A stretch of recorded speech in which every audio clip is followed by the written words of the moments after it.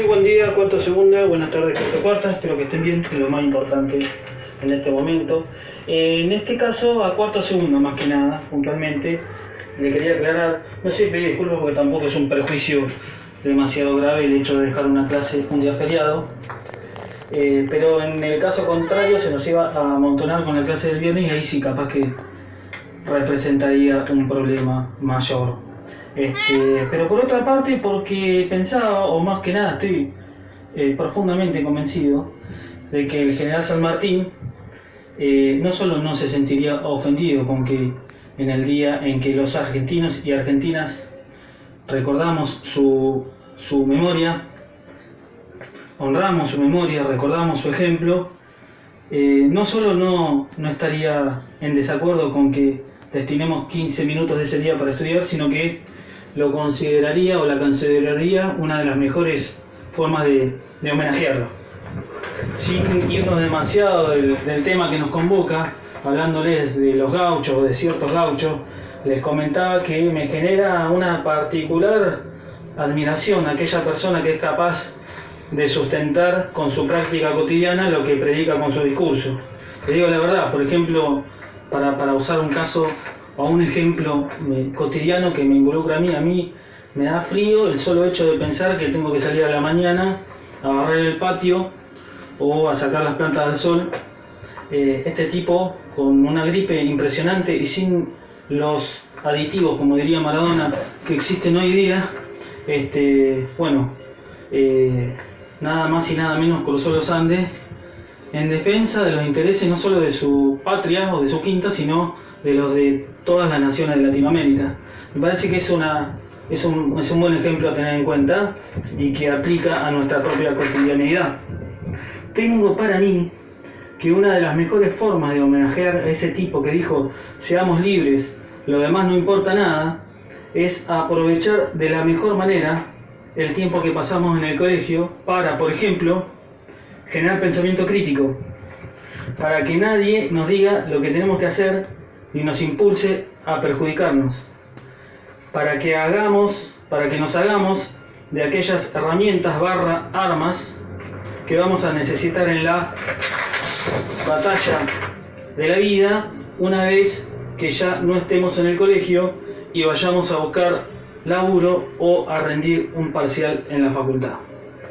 Continuamos entonces, como les decía recién, con el tema que nos convoca. En este caso, la página 85. Yo no sé si en el módulo o en la página escaneada sale la numeración, pero es la página que está después de la que vimos la clase pasada. El título es Literatura gaucha o gauchesca, y lo que se realiza allí, disculpen que mi gata parece que está con hambre y bueno, no comprende esta situación. Les decía que lo que se analiza muy brevemente allí es otra evolución a lo largo del siglo XIX, pero en este caso no de la situación del gaucho, sino de esta forma narrativa que hemos dado en denominar el género gauchesco. En realidad nos habla de dos momentos sustanciales en esa evolución a lo largo del siglo XIX y que se denominan, por un lado, la literatura gaucha y por otro lado la literatura gauchesca. En el caso de la primera, se trata de una literatura hecha por gauchos posta, que se sentaban en una pulpería a realizar una especie de contrapunto con otro gaucho a través de una forma retórica que a ustedes capaz que les resulta conocida, entre comillas, pero no por la forma esta retórica o narrativa original que la poesía gaucha, sino por el freestyle, en donde, como habrán visto o conocerán seguramente mucho mejor que yo, el objetivo central es dañar argumentativamente al adversario, ¿sí?, a través de una especie de poesía cantada, vamos a decirlo así, una especie de recitación en verso, en distintos tipos de verso, respetando distintos tipos de métrica. No por casualidad es que en varios de los videos que yo les dejo a cuarto cuarta los jueves y a cuarto segunda los viernes, en varios de ellos van a ver acontecimientos artísticos en donde o que son protagonizados por, es decir, no por un gaucho que se pone a realizar una payada contra un gaucho, un contrapunto contra un gaucho, ni por un freestylero que se pone a realizar un freestyle con otro freestylero, sino es una especie de payada entre un gaucho y un freestylero. No es casualidad, esto no se da por casualidad, sino porque precisamente se trata de visibilizar ese vínculo esencial entre estas dos formas, una más antigua y tradicional y otra más contemporánea, entre estas dos formas narrativas. En el caso de la poesía gaucha también hay dos temáticas centrales, una que tiene que ver con la de temáticas u objetivos. Primero con aquel objetivo de convocar a este público que yo les había hablado en la clase anterior, básicamente analfabeto, a participar con ganas de los ejércitos patriotas que luchaban por un lado contra la amenaza española o realista y por otro lado contra el problema del indio. Y por otro lado, como vamos a ver en una continuidad que se establece con la gauchesca, el objetivo era hablar de los gauchos, de la vida del gaucho, ¿sí? De los sentimientos propios de esa clase, de esa tan particular clase social de los principios del siglo XIX. Más adelante, esa forma narrativa, hecha por gauchos, evoluciona a la denominada gauchesca que nosotros conocemos a través del Martín Fierro. Y acá hay un aspecto que es central, que lo vamos a analizar con un poco más de detalle en clases posteriores, pero es central tenerlo en cuenta. Porque como ya incluso les he dicho, la voz que en primera persona dice aquí me pongo a cantar en el Martín Fierro no es la voz de un gaucho posta, es la voz de un intelectual que imita la manera de hablar de los gauchos. Pareciera que para consubstanciarse con su problemática, pero en realidad para desarrollar sus propias ideas. Insisto que más adelante lo vamos a ver con un poco más de detalles. Y lo vamos a ver con un poco más de detalle porque va a ser un aspecto que nos va a ayudar a comprender por qué es tan diferente la primera parte del Martín Fierro de la segunda parte del Martín Fierro. Vamos a ver que esa diferencia en gran medida tiene que ver con que para el autor, José Hernández, que era un estanciero, la situación política del país había cambiado. José Hernández escribe la primera parte del Martín Fierro en el contexto de una situación política que él lo había llevado al exilio. Y por lo tanto su visión de la situación política del país era muy negativa, de ahí el tono de denuncia que caracteriza la primera parte.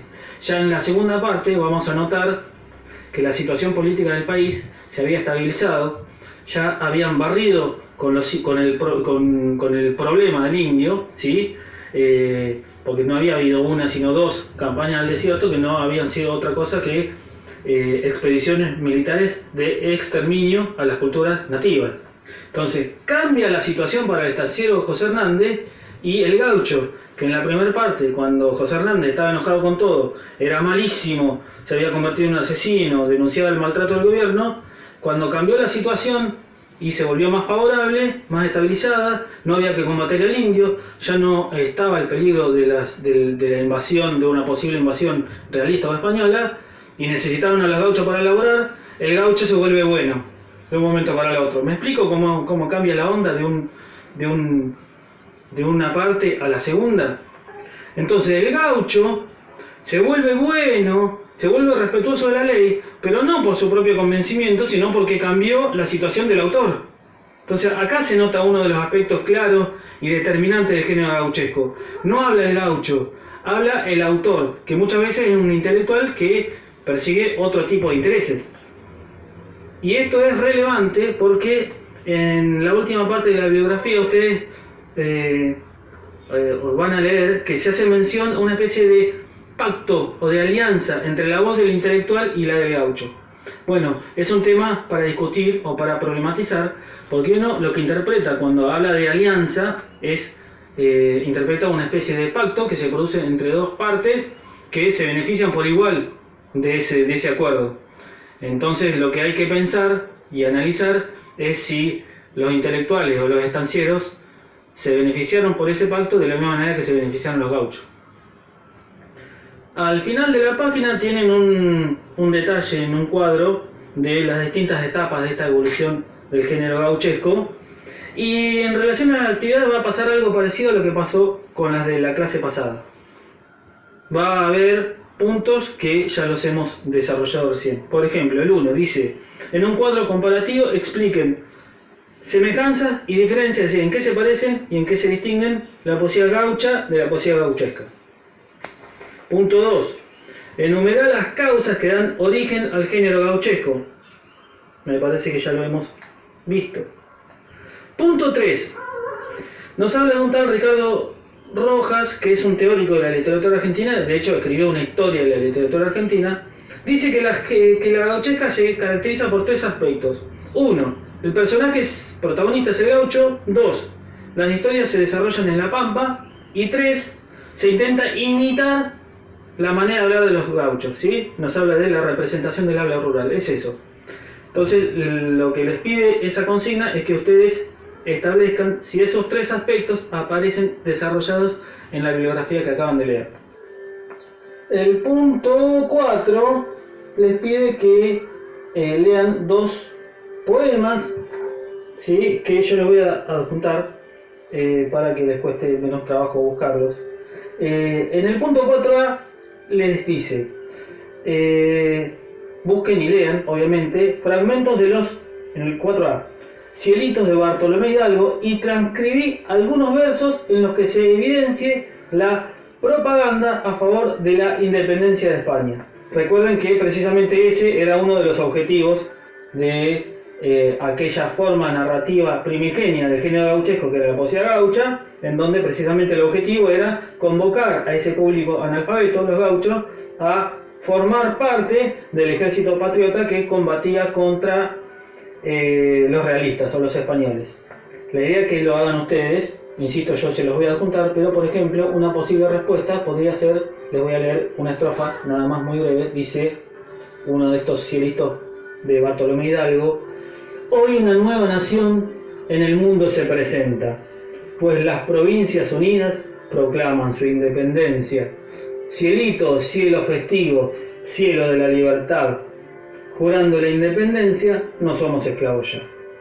Respecto del 4b, les tengo que advertir que se trata de un texto duro, ¿sí? Porque nos habla de La Refalosa, de Hilario Ascasubi, ¿sí? Que es un texto, se lo voy a decir muy crudamente porque es crudo el texto. Nos habla de que, por ejemplo, vieron que yo les insisto en reiteradas oportunidades de lo importante que es encontrar vínculos entre lo que leemos y nuestra realidad más cotidiana. Muchas veces uno ve las noticias y ve los debates, incluso que se dan en este contexto tan crítico, lo virulentos que son, lo violentos que son. Bueno, esa virulencia, esa violencia entre adversarios políticos no nace de un repollo.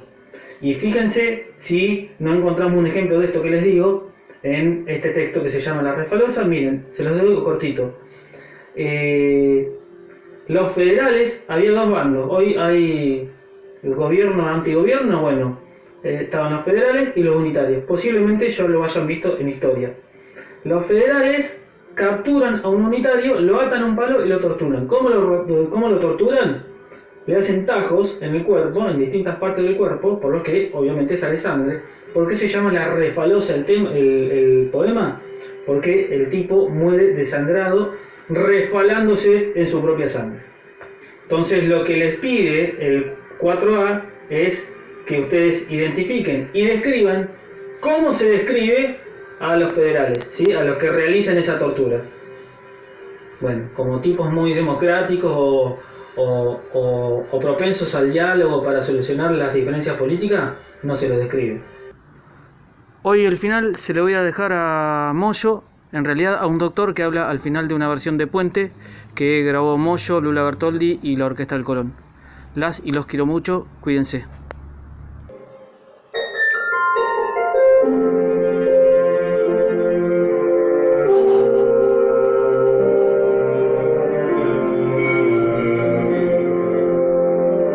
Estamos viviendo momentos muy difíciles.